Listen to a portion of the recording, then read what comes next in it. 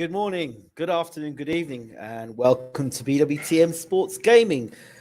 Glad you could join me. This video in particular I'm doing tonight is a more of an interactive in the sense that I'm asking your opinion, your thoughts, and what you would do in my situation. So it's no secret now. I have been doing my level 3 for cricket coaching. I've been doing it since January this year, and I'm about to come to the end of it. This week, Friday, it's the 24th of March, will be the end of the course. So, I would have submitted volume up. I would have submitted all my assignments, got all my exams done, and just be waiting. So, I'll give you the backstory. I've been coaching for 25 years of my life, and that's taken me around the world, been pretty successful with it. Trophies wherever I've gone, success more or less wherever I've been, in Australia, the Caribbean, in Ireland, coaching in England. Managed to work coaching for some of the top counties there. 2019 I was working in Surrey, working for a club in Surrey, and that club, that youth system there, they weren't used to winning against big sides. And when I came on board, and I told them that as long as they followed the coaching plan and the culture to go with the coaching plan, we would be successful. And of course, we were at that season and got promoted.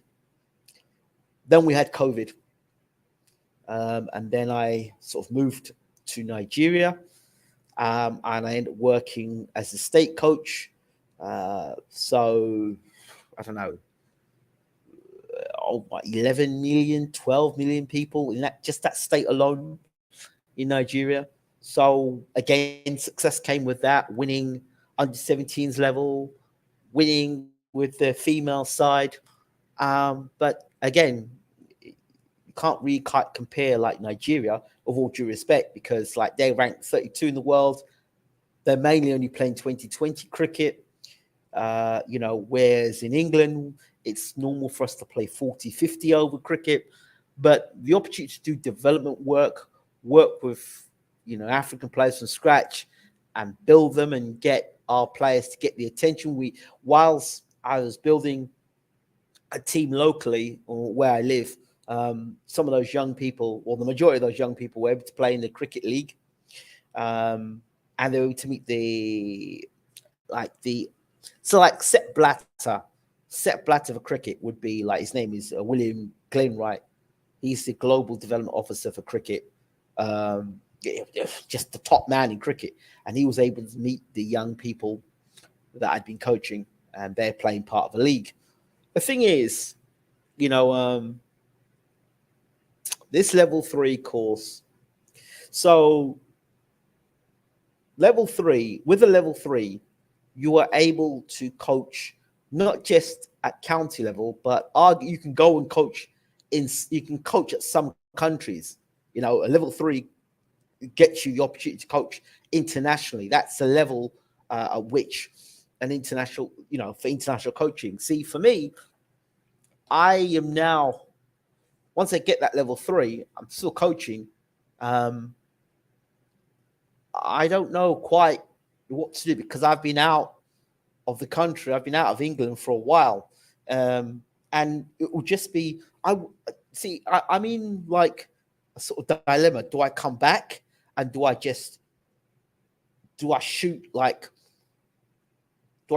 at a club for a while, get my feet kind of wet again, and then just kind of go from there on to a big job? Or do I go straight in at the top and try and get a big job straight at the top and challenge myself that way? I certainly don't want to go backwards. I don't want to go backwards. That would not be, going backwards. I mean, yeah. So, and I've got this real buzz to be right in the theatre of dreams, literally, where there's going to be lots of excitement, and I want to be there. I want to be in the thick of things now. I want to be testing myself against the very best now and seeing how good a coach I can possibly be as a coach and what can be achieved, with a project and a plan and a period of time. I just don't know quite where to pitch it and where and I've spent almost 2 years being in Africa, great weather, getting every morning. I need the sun. I definitely need the sun. I won't say I perform very well when the sun is not around. I guess that's just me. And winter's fine, but I do prefer the summer and I do prefer the hot sun. And I don't quite know, like, on a serious note, what I should do or kind of where I should be going next. So I thought I would ask, because I know there are people out there that are watching and listening, and it's just the next step. At the moment here in Nigeria, my plan would be now is to see these young people who are so passionate about the sport now, and it's an opportunity. It's for them. It's turning their lives around. You can see the way cricket is changing these young people, the directions that they could get involved in things like cultism or Yahooism, or just joining the wrong crowds, and seeing them now getting together and playing this sport of cricket. I want to see them in a league. So for me, to see them in the league is going to be something that is their own league. I'm not Nigerian. So, the drawbacks of that not being Nigerian is that when you do something at times, see that the mentality is very, very different. When in England, you do something well, people say, yeah, well done. You get kudos for it. There's things of promotion, appraisal. Here, you're getting paid to do something, so you don't deserve praise.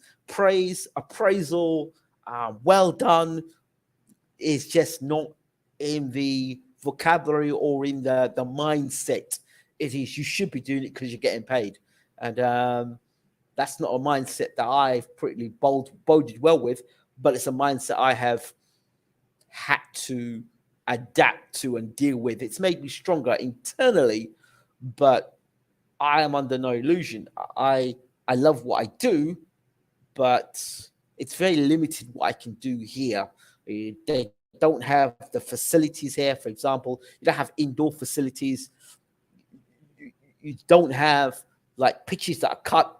The only grass pitch there'd probably be is maybe 2 hours away. And where I live and the way the roads are constructed, it's one road in and one road out, literally. So if you get stuck in traffic or there's an accident, you're in trouble. And you can be stuck literally in that traffic for 3, 4, 5 hours at a time. And if you can imagine a young person traveling out that way, traveling out and playing a game at 3 o'clock in the afternoon, they're not getting home till maybe 8, 9 o'clock in the evening. So now we want to make the league local. So, they get to play cricket. So that would be, for me, a way to exit for them, having a league and having their league endorsed by the national governing body. It's been really successful, the work that's been out here. The International Cricket Council are interested in the work that we're doing here in the city.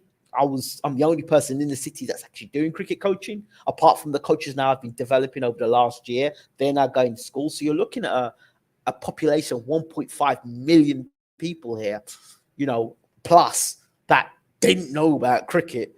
And then last year I started doing cricket. And this, I'm always driven by seeing justice. I'm always driven by seeing, if I see injustice, I've always been one to be there to champion the cause of the underdog or the person that's been turned aside. So it's like, for example, the best way for me to describe this to you that I listen to internationally, particularly if you're from England, let's say Hackney. Say I'm a player from, I've learned my sport in Hackney and I go to Chelsea to play cricket. People look down upon me because I'm from Hackney. Not because I'm actually a good player, not because I'm talented, but because I'm from Hackney, because I'm from an underprivileged area. Do you get it? And you're getting that mentality at youth level. And even worse, when not only is it youth level, but when it's at youth level and it's been condoned by the coaches. So I took my young players away from that. When I say my young players, I mean that in a sense that the parents have trusted me with their young people. So you take them away from that. But aside all the political things, what do I do now? What would you do now?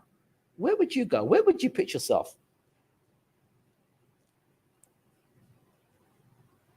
At Atlanta, he says. Nice. So where would you? I mean, I don't know. Yep, cricket in the USA is growing. It's growing tremendously in USA. The one thing about cricket I've noticed, there's two things about cricket that I've noticed that it's not in boxing. There's not this big secrecy. People are very more open to talk and discuss. Coaches will meet and talk. And they'll talk about other fighters and tactics, and coaches will do that in boxing. Boxing is a very more open community. Cricket is a very closed community. The coaches don't want to share with other coaches. They don't want to interact. This is what I do. This is my coaching. I'm going to stay over here. If there's job opportunities, very few people know about them unless they're advertised. Very, very closed off community. And yes, there's a lot of racism within cricket. Lots of racism, because it took me 17 years, I tell you, to do my level 3. And let me tell you this, it's not because I wasn't good enough.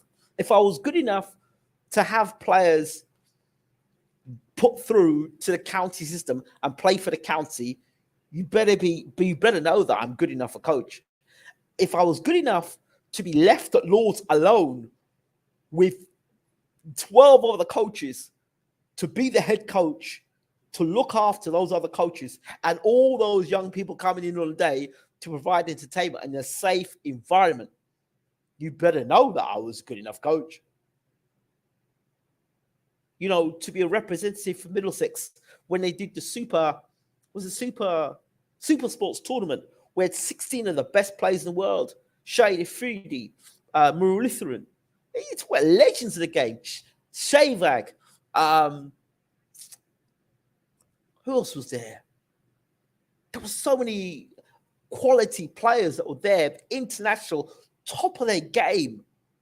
That's where I met, what's this guy? Suresh Raina. He was 19 years old at the time when I met Suresh Raina. He was in a hotel. We stayed in the same hotel together. And he was on his first tour of England, Indian player. He went on to become one of the best batsmen in the world. Now retired. But what I'm saying is this. 17 years. You ever heard of 17 years chasing a certification? And I knew 17 years ago, I would have to go through the route of South Africa to get that course. And it's the same old people at the top making the decisions. It's got nothing to do with how good you are. It's got to do with what you look like. And I thank God for the man that created the opportunity for coaches like myself and many others to be able to continue the development. And I have to say the course has been a complete eye-opener. It has been a revolutionary in terms of the person I was when I started the course. When I started in January, and then the way I am now is two totally different people. Like when I started this course, I would say I'd listened, but I listen more now. But I listen more now, knowing more what to listen for, and knowing more what to look for in a player. You mean? I also noticed that from levels 2 to 3, level 2 is more technical. All the technical stuff, correct technique, video analysis, skills and drills, which you do get in your level 3. But more your level 3 is more about, at that level now, communication, club culture, team culture, ethics, how to work in tight situations, how as a coach you are reflective and responsive to the needs of the players. And, becoming more of a facilitator in a level 3 and learning how to get the best at your players to another level. And rather than just coaches who are level 3 coaches teaching you, now you're learning from international players that are currently playing or have played the game to an elite level and have established them names uh, at the very best, maybe the very best bowlers or the very best batters or the best keepers, and you'll listen to them and getting their feedback and their thoughts and how they think and how they would put things together. And then you've got a coach that has won a World Cup and, took India to being the best team in the world. So when you've got that sort of like you're in that sort of environment and you're learning in that sort of environment, then you have really no option but to push to that next level, if you understand what I'm saying. There is no place now to sort of like back up and go back to what you did before. You just can't. You can't. So I'm now sort of like listening more to what people have to say. And this Bwtm Online, Bayloric TV, been around for so many years. And I've always called it a channel for the people. And now in this year where I haven't been that active, it's been very difficult to be active because of so much work I've been doing on my other channel, Ikorodu Community Cricket. Please do get a chance, check it out, get across there and subscribe. But, that's taken up a lot of my time. And also being a co-host on a TV show in Nigeria. Nigeria's got over 200 million people, and that channel shows on there. But so it's great to be a co-host on a show every Friday, talking about sports, cricket, boxing. So I'm enjoying that experience as well, enjoying being a co-host on a mainstream channel or not a satellite, decoder channel. So I'm really, really, really appreciative of those things. So it's like, where next? What next to do? Hey, Marilu, it's good to see you. So where next? Where to go? What to do next? And I'm so passionate about the young people here and about the development of cricket for these young people, is that no matter where I am in the world, I know that I have to push on. No coach. I mean, now when I'm telling these players to push on and to get the best out of them, I'm always reflective. I'm looking back at myself and going, damn, I've got to do more myself. So last year, the motto was better your best. This year has been go beyond your best. And this course has been, so when I applied to do the level 3, there was a criteria. They had to see my coaching and see the caliber of coaching, the quality of coaching or coach I was before I was accepted into the course. But hello, good evening, how you doing? One of the prerequisites for the course is that I had to do the level 2. Now, I already had a level 2, ECB level 2. And you know what? I'm so glad they forced me to do the level 2.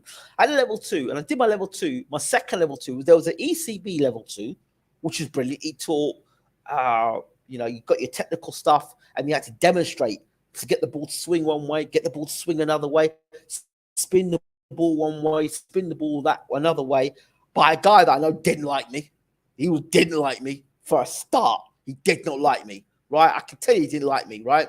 But he had to give me the credit for it, And then I had to do video analysis where you had to study a player and break them down on the video and say, point out all the mistakes I'm making and then how you rectify it. Then I had to go and do a next session. And when I was doing that next session, I had the likes of Neil Ryder, who was the ex-England women's coach, manager. So that was great to have his input, and he just told me to have confidence in what I'm doing and not to worry about anything else. So got my level 2, went back and had to do my level 2 again, the UKCC level 2, because the ECB now had become like I got these certificates. For right now, let's start money on these certificates, and we start breaking the certificate down. So we'll do video analysis here and charge you money here, and we'll do this here. I did my UKCC level 2, which is sponsored now by Sky Sports. Did that. That was in 2009. Then I wanted to try and do my level 3. And if I told you sort of excuses I had to put up with, excuse number 1, Straussy, this was a Middlesex, Straussy, which was the England captain at the time, he's got the level 3. He's doing level 3. So what the hell is the England captain who's on tour? What's he going to be doing for level 3 that I can't be doing for level 3 when I'm in the community and doing the work, and I'm doing the work and being there when you need me and doing the coaching when you need me and putting the players through when you need me, and leaving me responsible to, out of 32 clubs, find in London, find 11 players to represent London. Yeah, did that stuff as well. When they had the corporate events, who do they call? Ingram. They call Ingram. So when the NatWest are there and Barclays are doing their promotions and their sponsored events, who's their representing Middlesex? It's me. But when I was younger, I didn't quite get any of that. Now, in 2023, or, now, like, I've had time to sit back and think about it. Damn. So it's stuff like that. So then you get probably clubs will go to you, all right, well, if you coach for a year at the club, we'll put you for your level 3. So the club gets you in, you do coaching for the club, you're actually better than the club think you are. Better than because they look down on you.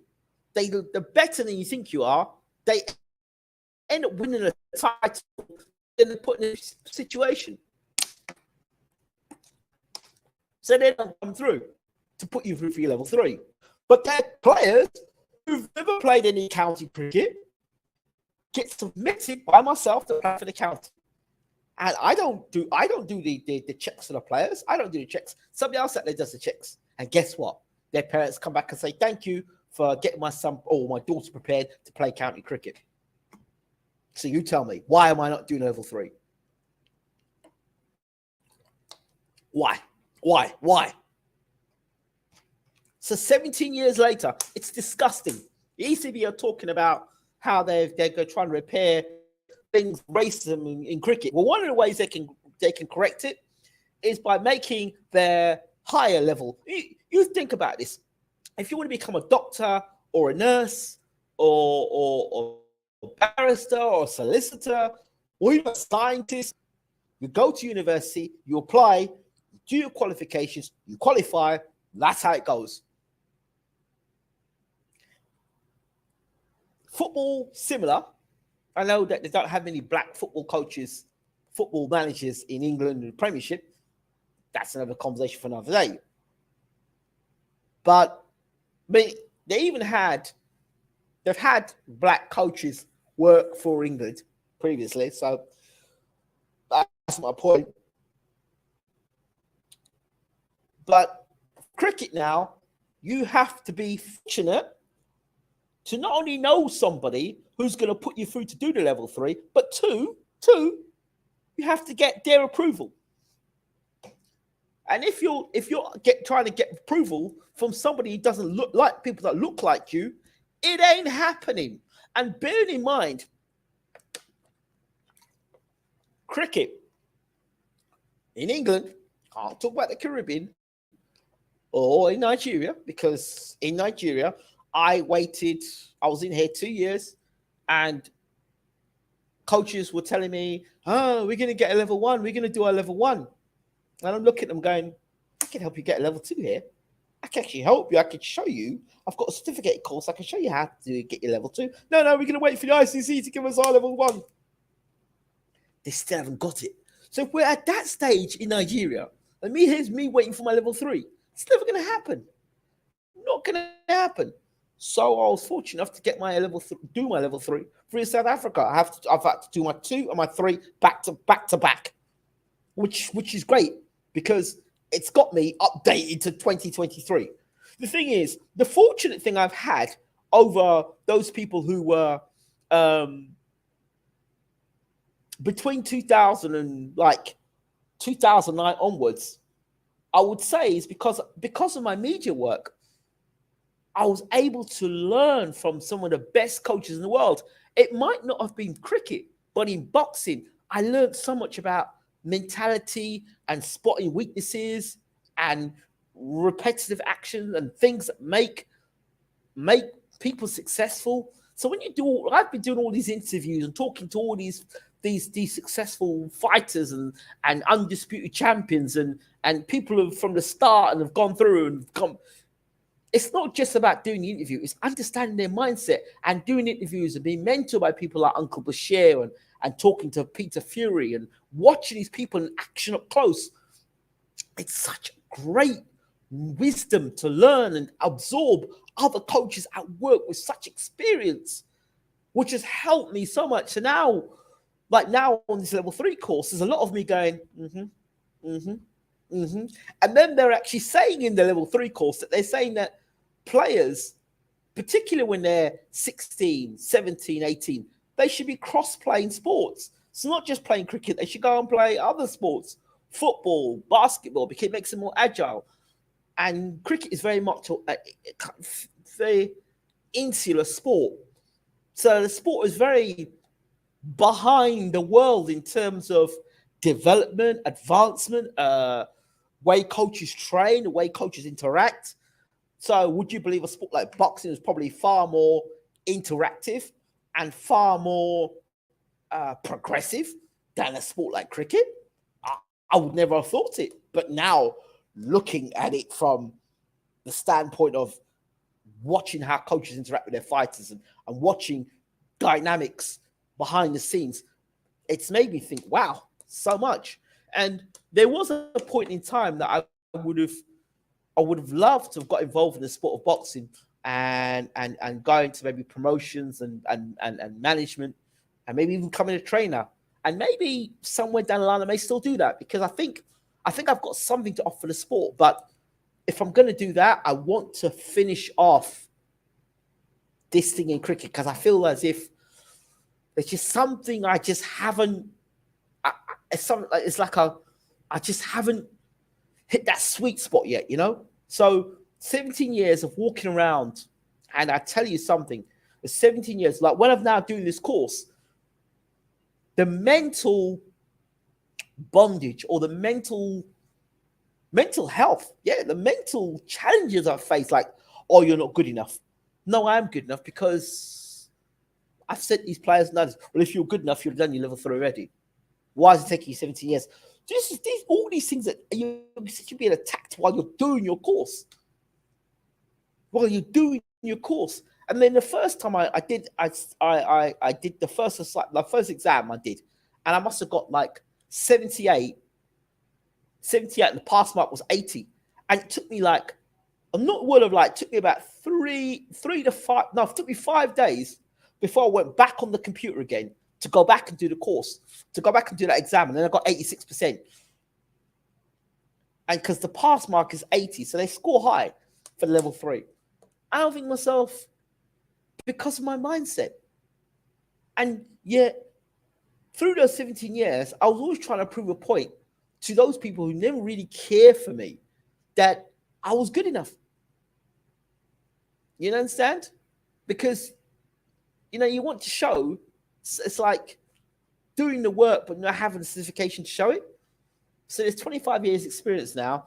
And at the end of it, by, I don't know, the second week in April, fingers crossed, I'll have my level 3, 25 years experience, even work coaching as far as coaching for the national side in the Caribbean. And right there. But yet, I looked yesterday, 3 days ago, I looked out there at job opportunities. I saw one as an assistant coach for the Bangladesh side. I'm like, no, not quite seeing that yet. No. Not that I didn't. It's just like you kind of feel you want to not dip your toe in. You want to just have a feel of like how I feel. Like I want to have a feel of like back in the mix again, because I'm not fully in the mix here. I'm not in the mix here in Africa. I'm really not in the mix, or in Nigeria. I'm not in the mix. The national setup is very political, um, and I don't see myself a part of that, to be honest. So I don't see myself part of that. The West Indies, yes, I do see myself there. I do see myself going back and doing some work in the Caribbean, yes, but it would have to be, um, it would have to be established club cricket, like maybe under 19s Trinidad and Tobago, or like it would have to be like I would look at that sort of levels, where it's an established club, they've got the funding, they've got the facilities. It's just about me going in there and improving results, that sort of thing. And so I'm kind of thinking about. And then once I've kind of got that kind of, I'm feeling, I could be wrong, getting that kind of feeling, then I would like to really going right in the fire, like an IPL team. Like, IPL is the Indian Premier League, or the South African Premier League, or the Caribbean Premier League, or the Pakistani Premier League. Just be right in the mix where it's just ball one, balls are flying everywhere. As the teams are batting or you're bowling and stumps are flying over and there's huge crowds. I want to be a part of that. That's where that would be the ultimate now. Leading a team out to play in the theatre of dreams. That's where the pressure's really on. That, I think that really, I don't know what I'm asking for there, but I guess that would be it. I think once you've done that, you've hit those heights. Yeah, like a road to the World Cup, or a something like that. You have like a Champions League, and you're going for that sort of thing, to see what brand of cricket, what brand of coaching have I become, or how I've moved on, or what does it look like, So that's kind of what I'm thinking eventually, but I would really like to hear what people think. But getting level 3 is going to be a huge monkey off my back. But for 17 years, I'm chasing level 3. In a week from now, or 2 weeks from now, I'll no longer be chasing it. I would have chased it down and had it to hand. Do you go back to England? Do you go coaching in England? I did have a job signed, sealed, and delivered to return to England, or to go to Wales in January of this year, the 1st of January 2023. I spoke to a few friends about it offline. Shout out to Leif Gramerson, by the way. Great support through the time I've been in Nigeria. And it was a diversity communities officer. I basically was going into different communities, diverse communities. So you're working in communities with maybe trying to get girls, more women into playing cricket, maybe people from different nationalities playing cricket, so yeah, different communities. And it was in Wales, and some of the areas in Wales are looking at, well, we've been doing the work, could have been a lot of let's say sort of communities weren't exactly the type of communities where you would you'd walk around with a Rolex, let's put it this way, being politically correct. So yeah, and that would have been another challenge, of course, and it would have been another, as somebody said, it would have been a trailblazing role. But fortunately, I had another offer came in via the High Commissioner of the UK, and they offered me a post to work here in Nigeria, and that's what I'm doing now. And I think you'll see a lot of the stuff I've posted on the Ikorodu, and we're still here, we're still doing the work here, reducing crime, increasing participation, which is great, and I'm loving doing that program. But level 3, even on my LinkedIn page, people asking, "What the hell are you doing? You got level 3. What are you doing yourself?" So that's it. Where would you go next? Would you shoot straight for the stars and go for the biggest job possible? Would you dip your toes in and maybe get a role that is trying to get easy way back in now? What would you do if you were me? And how would you go about it? Let's just check in with people in the room. Jay Roos, how we doing? Marilu, great to see you. Hey, how we doing? A lot of barriers are put up for a man of colour in England also, being well documented over the last few years, in cricket particularly, yes? What would be the scope of a skill school in Nigeria? I have limited knowledge about the cricket, but in parts of Africa, there's skill schools for football where the talent in Africa travels to EU. Yeah, well, that what you're talking about there, skill school, is what I'm actually developing here in Ikorodu. And we're fortunate because we've had a visit from people from the UK who are funding the program at the moment. And fingers crossed with the next visit from a very influential person within the world of cricket. Now I'm looking to put a mini league together and then continue having the young people be mentored in classroom. So they do mentorship, self-confidence, masculinity, sense of purpose, all the things that make a person not just be a local community champion, but a global community champion, turn them away from crime and resetting their mindset, away from that. And I think it's really important. And with cricket, it teaches you such key character components, the class that cricket brings. No disrespect, I see a lot of these guys playing football, but they lack discipline. I don't know what it is about football, but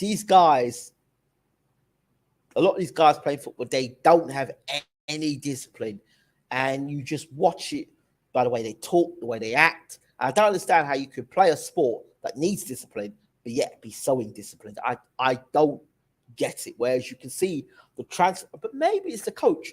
You can see the transformation from a player that has not been in cricket and then they've come into cricket, and how ambitious and how they are in their classroom even, and how they've progressed from it.